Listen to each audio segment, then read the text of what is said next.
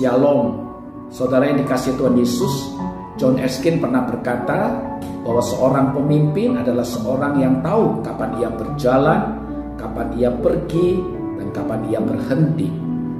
Mengacu daripada perkataan John Erskine ini, saya mengawali kisah tentang Akio Morita bersama dengan rekannya pada tahun 1946 mendirikan sebuah perusahaan yang bernama Tokyo Telecommunication Engineering di sebuah bangunan yang terkena bom di Tokyo. Pada tahun 1955 mereka memproduksi radio transistor portable yang pertama kali di dunia pada saat itu. Perusahaan di Amerika yang ternama Bulova pernah menawarkan untuk membeli produk-produk mereka dengan harga yang sangat menggiurkan. Tetapi perjanjian yang ada di dalam kontrak itulah yang kemudian membuat Morita merasa terganggu. Di dalam kontrak itu, Bulova berhak untuk menaruh merek mereka di dalam seluruh produk-produk perusahaan dari Morita. Saudara, walaupun perjanjian tersebut dapat memberikan suntikan dana yang sangat besar bagi perusahaan yang sedang berjuang untuk terus hidup, Morita memutuskan untuk membatalkan perjanjian tersebut dan berkata kepada mereka bahwa saya sedang mengambil langkah pertama saya untuk 50 tahun ke depan bagi perusahaan ini. Morita ingin nilai-nilai dan juga pengaruh daripada perusahaan ini memberi dampak bagi dunia saat itu. Akhirnya perusahaan Morita menjadi sebuah kisah sukses dalam dunia bisnis. Selain radio yang mereka produksi, mereka juga memproduksi video kaset recorder untuk pertama kalinya. Mereka juga memproduksi compact disc player. Mereka juga kemudian memproduksi TV, memproduksi AC, kulkas, dan barang-barang elektronik lainnya. Secara tidak sengaja pada saat Morita menolak perjanjian tersebut, ia mengganti nama perusahaannya menjadi Sony Corporation seperti yang sudah kita kenal saat ini. Disinilah pentingnya sebuah tujuan.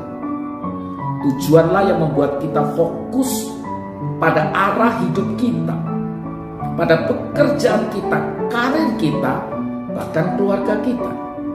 Amsal 16 ayat 4 berkata, Tuhan membuat segala sesuatu untuk tujuannya masing-masing.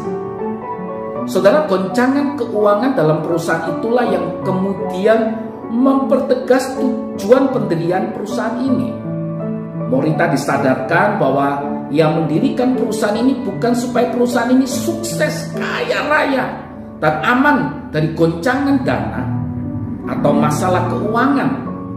Saudara, ketika kita tahu tujuan hidup kita, maka hidup kita tidak tergoyahkan oleh hal-hal kecil atau terbelokkan arah kita karena masalah yang bertubi-tubi menghampiri hidup kita. Tragedi yang terbesar dalam hidup bukan karena masalah kesulitan datang melanda hidup kita, tetapi ketika hidup yang kita jalankan tanpa tujuan.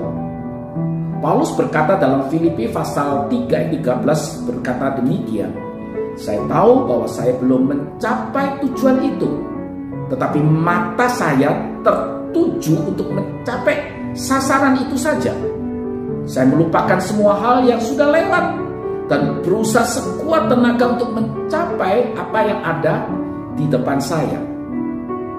Jadi dapat dikatakan bahwa tujuan hidup kita jauh lebih besar daripada sekedar kepuasan hidup kita, kenyamanan hidup kita, kebahagiaan hidup kita. Saudara yang dikasihi Tuhan Yesus, kita diciptakan untuk tujuan kekal, yaitu hidup bersama-sama Dia selamanya.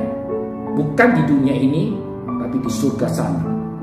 Keberadaan kita di bumi bukanlah untuk dikenang, apalagi mau meninggalkan warisan di dunia ini dan hidup selamanya di bumi ini. Kita di sini untuk mempersiapkan diri menghadapi kekekalan hidup kita. Saudara yang dikasihi Tuhan Yesus, sudahkah kita memiliki tujuan hidup yang benar dan tujuan hidup yang kekal untuk hidup kita? Kiranya Tuhan Yesus memberkati setiap kita.